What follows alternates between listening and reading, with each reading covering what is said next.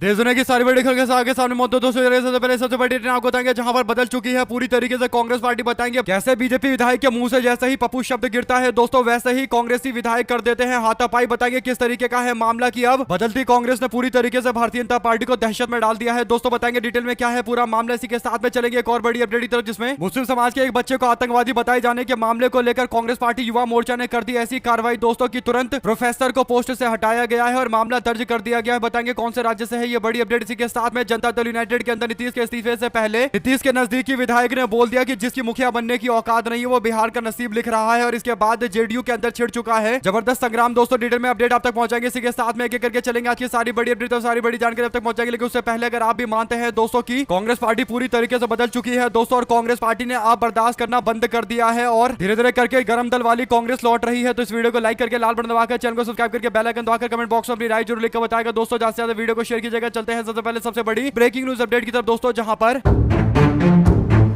बीते दिन 27 तारीख को जम्मू कश्मीर के बजट सत्र का दूसरा चरण शुरू होता है दोस्तों। शुक्रवार को शुरू हुए दूसरे चरण के दौरान सबसे पहले ईरान और इजराइल के बीच में चल रहे युद्ध यानी वॉर के मामले को लेकर जोरदार तरीके से प्रोटेस्ट किया गया दोस्तों, आंदोलन किया गया और इस दौरान ईरान के supreme leader ayatollah Ali Khamenei का समर्थन करते हुए पोस्टर भी लहराए गए और नरेंद्र मोदी के खिलाफ नारे लगाए गए क्योंकि नरेंद्र मोदी इजराइल के दौरे पर गए थे और उसके बाद ईरान और इजराइल के बीच में जंग छिड़ी थी दोस्तों और यही बड़ा कारण था कि एनसी यानी नेशनल कॉन्फ्रेंस के लोगों ने नरेंद्र मोदी का विरोध किया दोस्तों। इसके साथ में कांग्रेस पार्टी के लोग भी मैदान में कूदे। कांग्रेस पार्टी के विधायकों ने बैनर लहराया दोस्तों, इस बैनर पर लिखा हुआ था कि नरेंद्र मोदी हाय हाय और इस तरीके से पोस्टर लहराते हुए विरोध जताया गया दोस्तों। और विरोध के बाद बीजेपी के नेता पोस्टर छीनने के लिए भागे लेकिन कांग्रेस के किसी विधायक ने पोस्टर नहीं दिया, तो इसके बाद मामला और ज्यादा आगे बढ़ गया दोस्तों। हालांकि कांग्रेस पार्टी के एक नेता और विधायक इरफान हाफिज नरेंद्र मोदी हाय हाय और मुर्दाबाद के नारे लगाते हुए भारतीय जनता पार्टी की ओर जाने लगे दोस्तों, जहां बीजेपी के विधायक बैठे हुए थे उस ओर जा रहे थे और विरोध नारा लगाते हुए आगे की ओर बढ़ते चले जा रहे थे दोस्तों। इसके बाद भारतीय जनता पार्टी के विधायक युद्धवीर सेठी वहां पर आ जाते हैं और उसके बाद कांग्रेस पार्टी के विधायक के सामने दोनों तरीके से नारेबाजी शुरू हो जाती है दोस्तों। एक ओर से कांग्रेस पार्टी के विधायक इरफान हाफिज लोन नारे लगा रहे थे कि नरेंद्र मोदी हाय है, इसके बाद बीजेपी के नेता युद्धवीर सेठी भावुक हो जाते हैं दोस्तों और राहुल गांधी का नाम लेते हुए पप्पू शब्द का इस्तेमाल करते हैं। जैसे ही पप्पू शब्द का इस्तेमाल किया जाता है वैसे ही कई विधायक अपनी सीट से उठकर दूसरी ओर बढ़ते हैं और धक्का मुक्की शुरू हो जाती है दोस्तों। इसके बाद कांग्रेस पार्टी के सारे विधायक एकजुट होकर बीजेपी के नेता की तरफ बढ़ते हैं दोस्तों और काफी जाति बिगड़ जाती है दोस्तों। इसके बाद पुलिस कर्मियों को हस्तक्षेप करना पड़ता है, मार्शल बुलाए जाते हैं और जैसे तैसे मामले को संभालने की कोशिश की जाती है। इसके बाद बीजेपी के नेता विधानसभा से बाहर आते हुए कहते हैं कि कांग्रेस के विधायकों ने सबसे पहले धक्का मुक्की करनी शुरू कर दी। बीजेपी के विधायक कहते हैं कि जैसे ही पप्पू शब्द का इस्तेमाल किया गया वैसे ही कांग्रेसी विधायकों ने धक्का मुक्की करनी शुरू कर दी और हाथापाई भी की गई। कुल मिलाकर दोस्तों भाजपा वाले विधायक जितने भी हैं सबके सब विक्टिम कार्ड खेल रहे हैं यानी अपने आप को पीड़ित बता रहे हैं। हालांकि सबको पता है कि भाजपा के नेता ने पहले पप्पू शब्द का इस्तेमाल किया था, उसके बाद माहौल बिगड़ा, तो ऐसे में कांग्रेस पार्टी के विधायकों ने अब बिल्कुल भी बर्दाश्त करना बंद कर दिया है दोस्तों। कांग्रेस के विधायकों ने एकदम ऐसा करारा जवाब दिया दोस्तों कि सदन की कार्रवाई को भी स्थगित करना पड़ गया। ऐसे में आप लोग की क्या राय है पूरे मामले पर लिखकर जरूर बताएगा। साथ साथ चलते हैं एक और बड़ी अपडेट दोस्तों, जिसमें कांग्रेस पार्टी का जो छात्र संगठन है दोस्तों उसने मुस्लिम समाज के एक व्यक्ति एक बच्चे के खिलाफ किए गए उल्टी टिप्पणी के मामले को लेकर एक बड़ी सजा दिलवाई है दोस्तों। अपडेट यह है कि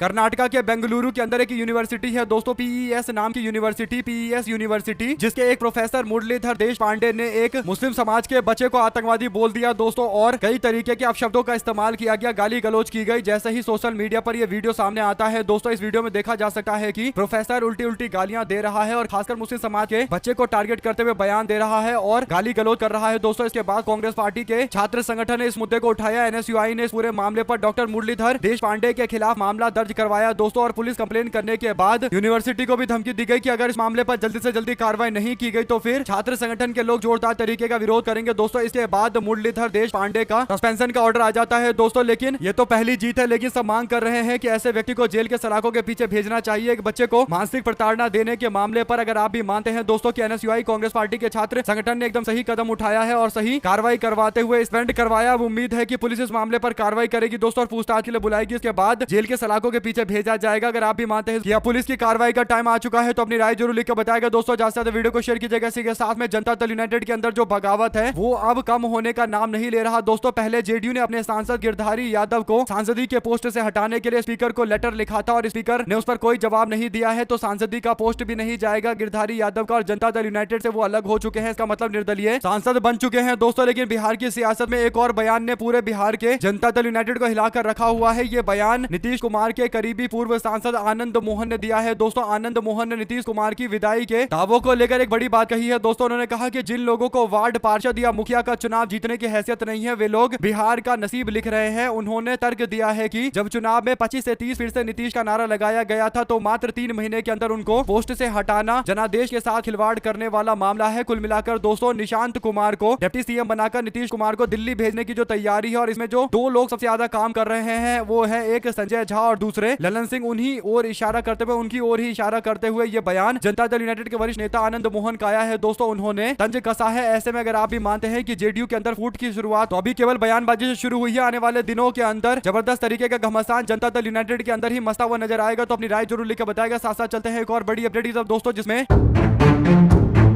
उत्तर प्रदेश के अंदर भारतीय जनता पार्टी के मंत्रियों का कोई सम्मान नहीं बचा है। दोस्तों उत्तर प्रदेश सरकार के समाज कल्याण मंत्री असीम अरुण कन्नौज जिले के प्रशासन से काफी नाराज हो गए। दोस्तों एक कार्यक्रम में गए थे, प्रोटोकॉल के हिसाब से उस कार्यक्रम में मंत्री से मुलाकात करने के लिए जिला अधिकारी को आना था, डीएम को आना था दोस्तों, लेकिन डीएम नहीं आए मिलने के लिए, जबकि मंत्री का कार्यक्रम खत्म हो गया। ऐसे में मंत्री इतने भड़क गए कि उन्होंने कार्यक्रम को आधे में ही छोड़कर वहां से जाने का फैसला ले लिया, क्योंकि मजिस्ट्रेट या फिर डीएम या फिर जिला अधिकारी उनकी बात नहीं सुन रहा था दोस्तों, और जिला अधिकारी सम्मान में नहीं आया। अनुशासनहीनता बताते हुए उन्होंने इस पूरे मामले पर विरोध जताया। दोस्तों इस घटना के विरोध में शुक्रवार को बीजेपी के कार्यकर्ताओं ने सड़कों पर उतरकर प्रदर्शन किया और डीएम एसपी के खिलाफ नारेबाजी की गई। 45 मिनट का इंतजार और खाली रही कुर्सियां। डिस्कवर योर रूट्स अपनी जड़ों को खोजो नाम का यह कार्यक्रम आयोजित किया जा रहा था दोस्तों, और 15 मिनट ही रुके मंच पर मंत्री। जब उन्हें पता चला कि डीएम तो यहाँ है ही नहीं, सम्मान के लिए कोई बड़ा अधिकारी नहीं है, तो फिर मंत्री को समझ में आ गया कि अधिकारी अब मंत्रियों को भाव नहीं देते हैं। दोस्तों उत्तर प्रदेश के अंदर योगी सरकार के जो मंत्री हैं और जो नेता है उनकी सबसे बड़ी शिकायत अपनी सरकार और प्रशासन से यह है कि प्रशासन के लोग नेताओं को भाव नहीं देते, क्योंकि केवल एक योगी आदित्यनाथ का नाम है दोस्तों जिसके इर्द गिर्द पूरा प्रशासन चलता है। बाकी अन्य नेताओं के बारे में कोई प्रशासन का व्यक्ति फिक्र नहीं करता, चाहे कोई नेता आए जाए, मंत्री आए जाए, कोई सम्मान वमान नहीं होता दोस्तों। यही बड़ा कारण है कि विरोध लगातार बढ़ता चला जा रहा है उत्तर प्रदेश के अंदर, और यही बड़ा कारण था कि 2024 के चुनाव में भारतीय जनता पार्टी के जो कार्यकर्ता और नेता थे वो घर में जाकर बैठ गए, जिसके बाद बीजेपी को 24 में हार का सामना करना पड़ा। और इसी तरीके से 24 से 27 के बीच में भी सेम वही चीज हो रही है दोस्तों। यानी आप देखेंगे कि आने वाले दिनों के अंदर समाजवादी पार्टी के दरवाजे पर कई बीजेपी के लोग मौजूद रहेंगे, क्योंकि भारतीय जनता पार्टी के अंदर इनका सम्मान नहीं हो रहा दोस्तों। बड़ी बात यह है कि मंत्री तक का सम्मान नहीं है कि एक डीएम भी आकर मंत्री के कार्यक्रम में शामिल हो जाए। आप लोग अपनी राय जरूर लिखकर बताएगा दोस्तों। चलते हैं एक और अपडेट की तरफ, जिसमें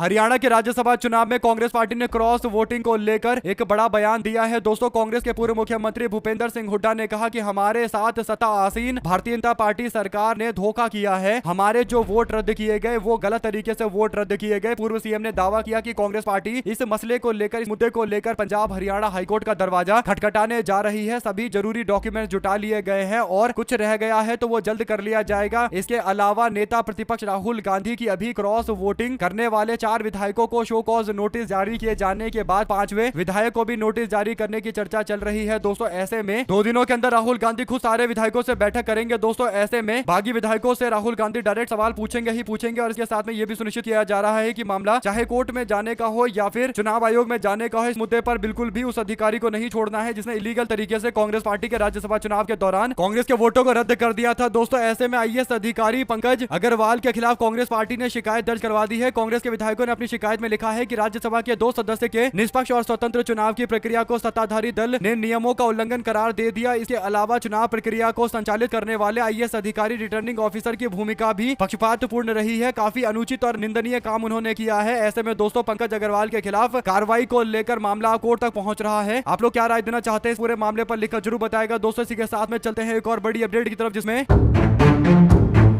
फिलिस्तीन में लोगों के साथ में चल रहे नरसंहार के मामले को लेकर एक फिल्म बनाई गई है दोस्तों, जिस फिल्म को रोकने के लिए सारी कोशिशें की जा रही है। आपको बता दें कि अब इस मामले पर भाजपा सरकार के नीति पर लोग सवाल खड़ा कर रहे हैं। तो अब देश के 8 सांसदों ने सूचना और प्रसारण मंत्री यानी आईटी मंत्री अश्विनी वैष्णव को पत्र लिखा है दोस्तों, और सीबीएफसी यानी central board for film certification के द्वारा फिलिस्तीन के बच्चों और फिलिस्तीन के लोगों के खिलाफ हो रही हिंसा के मामले पर बनी film the voice of Hind Rajab को मौखिक रूप से रोक लगाए जाने का विरोध किया गया है दोस्तों, यानी अभी तक मंजूरी नहीं दी गई है। देश के अंदर क्या ऐसी फिल्म दिखाई नहीं जा सकती जिसमें इजराइल के द्वारा किए जा रहे नरसंहार के बारे में पूरी तरीके से दिखाया गया हो और बताया जा रहा हो कि फिलिस्तीन के अंदर आम जनता किस तरीके से अपने जिंदगी और मौत की लड़ाई लड़ रही है। अगर आप भी मानते हैं दोस्तों कि ये साफ तौर पर सांसदों को लिखने का मामला तक पहुंच गया है, तो इससे पता चल रहा है कि कैसे बीजेपी के लोग कहीं ना कहीं कोशिश कर रहे हैं कि इजराइल को एक्सपोज करते हुए जो फिल्म बनी है उस फिल्म पर जैसे तैसे रोक लगाई जाए। दोस्तों फिल्म के जो वितरक और मुंबई के जय विराटा एंटरटेनमेंट के प्रमुख है मनोज नंदवाना, वो कहते हैं कि फिल्म को सीबीएफसी के द्वारा इसलिए रोका गया है क्योंकि ये बहुत संवेदनशील है, ऐसा बताया जा रहा है, यानी सेंसिटिव मुद्दा बताया जा रहा है। और सीबीएफसी यानी फिल्म सर्टिफिकेशन बोर्ड का एक मेंबर कहता है कि फिल्म अगर रिलीज हो जाएगी तो भारत और इजराइल के बीच में जो ताल्लुकात है वो खराब हो जाएंगे। यानी एक और धुरंधर मूवी है दोस्तों जिसे गल्फ के देशों में बैन कर दिया गया था। और आप लोग जानते हैं क्यों बैन किया गया था, तो क्या गल्फ देशों के साथ में भारत के संबंध खराब हो गए? कुल मिलाकर दोस्तों फिल्मों से संबंध नहीं खराब हुआ करते, और वैसे भी फिलिस्तीन के लोगों की बात को जोर शोर से उठाना अन्याय के खिलाफ आवाज उठाने वाली बात, और दुनिया के सारे कोनों के अंदर अन्याय के खिलाफ लड़ाई लड़ी जानी चाहिए या फिर आवाज उठाई जानी चाहिए। आप लोग की जो भी राय है दोस्तों इस पूरे मामले पर लिखकर जरूर बताएगा। और आप क्या मानते हैं क्यों ये फिल्म जानबूझकर रोकी जा रही है? दोस्तों 8 सांसदों ने लिखकर दिया है, तो क्या इस पर कोई असर पड़ेगा? यानी मामले को एकदम दबाने की कोशिश की जा रही थी, जबकि इतनी अच्छी मूवी बनाई है कि कई तरीके के अवार्ड मिले हैं और यहाँ तक कि ऑस्कर में भी भेजा जा रहा है। साथ साथ दोस्तों मध्य प्रदेश के अंदर बिजली के दरों में प्रस्तावित बढ़ोतरी को लेकर बीजेपी सरकार घिरती जा रही है। दोस्तों प्रदेश कांग्रेस के अध्यक्ष जीतू पटवारी ने बीजेपी सरकार को घेरते हुए प्रस्तावित बढ़ोतरी को तत्काल वापस लेने और उपभोक्ताओं को राहत देने की मांग करते हुए भाजपा सरकार से बोला है कि अगर राहत नहीं दी गई तो फिर हम लोग सड़कों पर उतरेंगे और कांग्रेस राज्यव्यापी आंदोलन का कॉल देगी। 1 अप्रैल से बिजली के दामों में 4.80% के आसपास की बढ़ोतरी की जाएगी दोस्तों, और बिजली बिल जिसका 1000 रुपए आएगा उसको 48 रुपए एक्स्ट्रा देने पड़ेंगे। इस टाइप का कुछ बढ़ोतरी किया गया है। इस पूरे मामले को लेकर अब जीतू पटवारी ने एक राज्यव्यापी आंदोलन की धमकी दी है और साफ तौर पर कांग्रेस के कार्यकर्ताओं से अगली लड़ाई के लिए तैयार रहने के लिए बोला जा रहा है। इससे पहले पानी के मामले को लेकर राहुल गांधी की कांग्रेस ने मध्य प्रदेश के अंदर बीजेपी के नेताओं के नाक में दम कर दिया था दोस्तों, और अब बिजली का मुद्दा भी जोर शोर से उठाया जाएगा। मध्य प्रदेश में कांग्रेस पार्टी बिजली, पानी, रोजगार और भ्रष्टाचार इन मुद्दों के इर्द गिर्द राजनीति कर रही है दोस्तों, जो देश के और मध्य प्रदेश के असली मुद्दे हैं। इससे पता चलता है कि मध्य प्रदेश की आम जनता के लिए एक अच्छा विपक्ष है दोस्तों, जो उनसे जुड़े हुए मुद्दों को ही तूल देते हैं और जोर शोर से उठाते हैं। अब देखना यह है कि क्या भाजपा सरकार बिजली के दाम में जो बढ़ोतरी की गई है उस पर पैर पीछे खींचेंगे या फिर कांग्रेस पार्टी राज्यव्यापी आंदोलन के लिए एक बार फिर से मध्य प्रदेश में तैयार होती नजर आएगी, क्योंकि फिर कांग्रेस पार्टी पूरे मध्य प्रदेश के अंदर बीजेपी के नेताओं के पुतले फूकेगी दोस्तों, और फिर बीजेपी के लोग पुतला छीनकर भागने की कोशिश करेंगे, तो फिर जोरदार तरीके से हाथापाई वगैरह भी हो सकती है। तो मध्य प्रदेश के अंदर आने वाले दिनों के अंदर फिर से कांग्रेस पार्टी आंदोलन पर जा रही है, ये बात लगभग तय दिखाई देती है। आप लोग की जो भी राय है लिखकर जरूर बताएगा, ज्यादा से ज्यादा वीडियो को शेयर कीजिएगा दोस्तों। चलते हैं एक और बिग न्यूज अपडेट की तरफ, जहां पर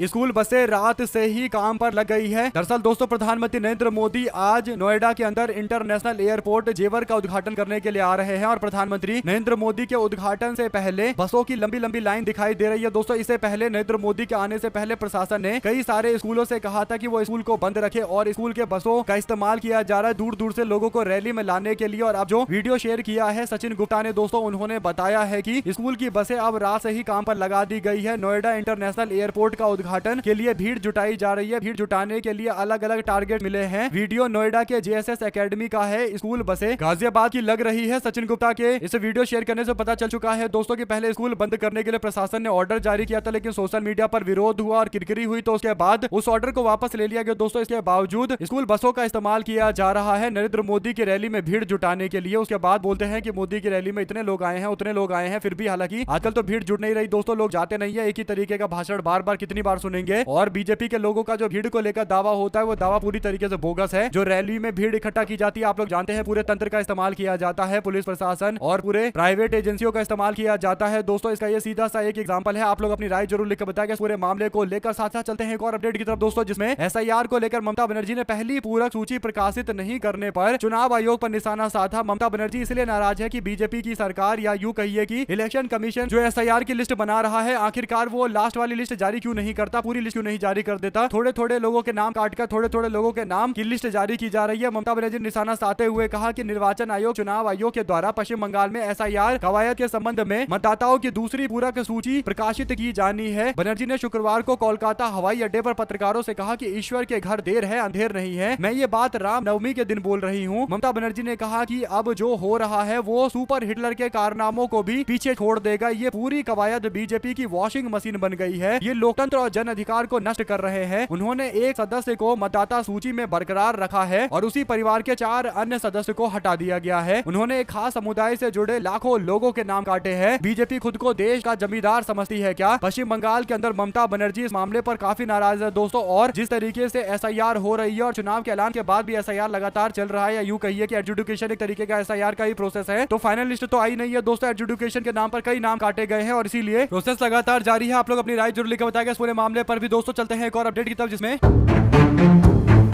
अब पश्चिम बंगाल के अंदर हर दिन कुछ ना कुछ ऐसा कारनामा सामने आता है जिसके बाद एसआईआर की लिस्ट को लेकर सवाल खड़े हो जाते हैं। जस्टिस शहीदुल्लाह मुंशी का नाम काट दिया गया है, जो कोलकाता हाईकोर्ट के जज हैं दोस्तों। उनके परिवार के सदस्य के भी नाम चुनाव आयोग के द्वारा 28 फरवरी को जारी किए गए ड्राफ्ट लिस्ट से गायब कर दिए गए हैं। इस पर जस्टिस मुंशी, उनकी पत्नी और बेटों ने जरूरी कागजात बीएलओ को जमा कराए थे। इसके बावजूद ये नाम काटे गए। अधिकारियों के सामने सुनवाई के दौरान उनकी संतुष्टि के लिए पेश हुए ताकि दस्तावेजों का वेरिफिकेशन हो सके। इतना सब होने के बावजूद भी जो लिस्ट आई है, जो संशोधित लिस्ट आई है दोस्तों, अमेंडेड लिस्ट आई है, उसके अंदर वोटर लिस्ट में पत्नी और उनके बेटों के नाम के आगे अंडर एजुडिकेशन लिखा हुआ था। उनके अपने नाम के आगे नॉट फाउंड लिखा हुआ है, जो सप्लीमेंट्री लिस्ट में था। ऐसे में दोस्तों सेवानिवृत्त यानी रिटायर्ड हो चुके जस्टिस मुंशी ने एक गलती की। उन्होंने सुनवाई के दौरान ये नहीं बताया कि वे हाईकोर्ट के जज के पोस्ट से रिटायर्ड हुए हैं। कानून मामलों की वेबसाइट बार एंड बेंच की से बातचीत करते हुए उन्होंने जानबूझकर अपने पुराने पद के बारे में नहीं बताया। उन्होंने कहा कि मैं कोई भी ऐसा दस्तावेज नहीं देना चाहता था जिसमें यह लिखा हो कि मैं हाईकोर्ट का रिटायर्ड जज हूं, क्योंकि मैं नहीं चाहता था कि मेरे साथ आम जनता की तरह व्यवहार ना हो, अलग तरीके से मेरे को स्पेशल ट्रीटमेंट मिले। मैं ऐसा बिल्कुल नहीं चाहता था। मैं चाहता था कि आम जनता को ये लोग जिस तरीके से ट्रीट कर रहे हैं, व्यवहार कर रहे हैं, उसी तरीके से मेरे साथ भी व्यवहार होना चाहिए। और उसके बाद मेरा नाम लिस्ट से काट दिया गया। उन्होंने कहा कि मैंने तो पासपोर्ट भी दिए और तमाम अन्य दस्तावेज भी उपलब्ध करवाए। अब दोस्तों जज साहब हैं तो वो तो जानते हैं कौन कौन सा दस्तावेज देना है, और उनका नाम अगर काट दिया गया तो सोचिए कि एसआईआर किस तरीके से पूरे पश्चिम बंगाल में कराया जा रहा है। अब तक 78 लाख लोगों के नाम बंगाल के वोटर लिस्ट से उड़ा दिए गए हैं और तकरीबन 28 लाख लोगों के नाम पर भी जल्द फैसला लिया जाएगा, यानी आंकड़ा लगभग 1 करोड़ के आसपास पहुंच सकता है। इसमें कोई दो राय नहीं है और ये काफी भयावह स्थिति होगी दोस्तों, खासकर पश्चिम बंगाल जैसे राज्य के लिए जहां पर चुनाव हो रहे हैं। क्योंकि चुनाव के बाद मान लीजिए कि कोई सरकार नहीं बन जाती है और बाद में पता चलता है कि जिन लोगों के नाम काटे गए थे उनके नाम गलत तरीके से काटे गए, तो चुनाव के नतीजे आ ही जाएंगे और लोग वोट नहीं दे पाएंगे, तो उनका अधिकार उनसे छीन जाएगा और सरकार बदल जाएगी, तो उनके ऊपर एक तरीके से बिना वोट के थोपी हुई सरकार मानी जाएगी। तो ऐसे में ये लोगों के संवैधानिक अधिकार का साफ साफ उल्लंघन है दोस्तों। साथ साथ चलते एक और अपडेट की तरफ, जहां पर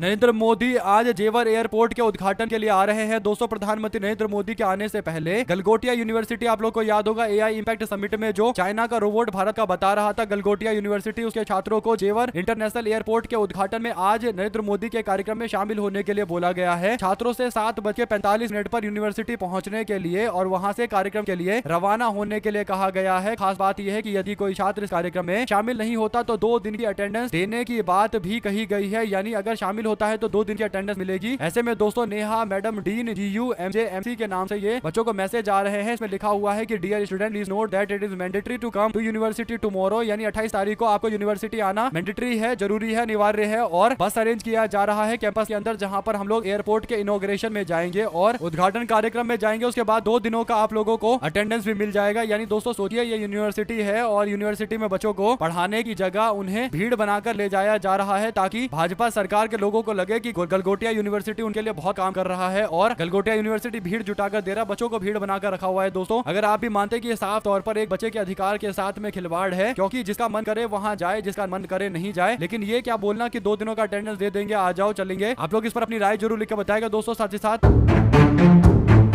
बदरुद्दीन अजमल असम के वरिष्ठ नेता है दोस्तों। ऐसे में हिमंता बिस्वा शर्मा और बदरुद्दीन अजमल एक दूसरे के खिलाफ टिप्पणियां जरूर करते हैं, लेकिन एक दूसरे के खिलाफ कार्रवाई नहीं करते। इन्हीं बातों का जिक्र करते हुए गौरव गोगोई ने कहा कि बदरुद्दीन अजमल ने हिमंता बिस्वा शर्मा पर गलत अभद्र भाषा का इस्तेमाल किया, शब्द का उपयोग किया, लेकिन पुलिस उन पर कोई कार्रवाई नहीं कर रही है। इसके बाद कांग्रेस के नेता गोगोई कहते हैं कि बदरुद्दीन अजमल और हिमंता बिस्वा शर्मा दोनों एक दूसरे से मिले हुए हैं, क्योंकि दोनों एक दूसरे पर कोई कार्रवाई नहीं करते दोस्तों। और बड़ी बात यह है कि कार्रवाई नहीं करते और विवादित बयान देते रहते हैं, ताकि समाज के अंदर विभाजन लगातार चलता रहे, समाज के लोग जातीय आधार पर या यूं कहिए कि धर्म के आधार पर आपस में विभाजित होते रहे, सांप्रदायिक भेदभाव देखने को मिले और पोलराइजेशन सोसाइटी के अंदर हो जाए दोस्तों, यानी ध्रुवीकरण हो जाए, यानी एक समुदाय एक तरफ वोट करे, दूसरा समुदाय दूसरी तरफ वोट करे। ऐसे में नुकसान कांग्रेस जैसी पार्टी को होता है, जो विचारधारा में एकदम सेंटर पार्टी है दोस्तों, सारे समाज को साथ में लेकर चलने की बातें करते हैं। जबकि हिमंता बिस्वा शर्मा हिंदुत्ववादी राजनीति करते हैं, जबकि बदरुद्दीन अजमल मुस्लिम समाज के वोटों को साथ में रखने के लिए बयान देते रहते हैं। तो ऐसे में दोनों नेता कहीं ना कहीं कोशिश कर रहे हैं कि कांग्रेस को कमजोर किया जाए, जाए और ये जिस तरीके का एक दूसरे पर विवादित बयान देते हैं और फिर जो कार्रवाई नहीं होती, इसी और इशारा या यूं कहिए डायरेक्ट बोल रहे हैं गौरव गोगोई की। इससे पता चल रहा है कि दोनों मिलकर काम कर रहे हैं। इनका काम है वोटों को विभाजित किया जाए। हालांकि बदरुद्दीन अजमल को पिछले चुनाव में 2024 के अंदर जनता ने नकार दिया दोस्तों। उनको अपनी सीट पर लाखों वोट से हार का सामना करना पड़ा, बल्कि 9 लाख कुछ समथिंग वोट से हारे थे, बहुत बड़े अंतर से हारे थे। इसी के साथ में निर्वाचन आयोग ने भाजपा टीएमसी समर्थकों के बीच में झड़प मामले को लेकर बसंती थाना के जो अधिकारी थे उनको निलंबित कर दिया दोस्तों। ये अपडेट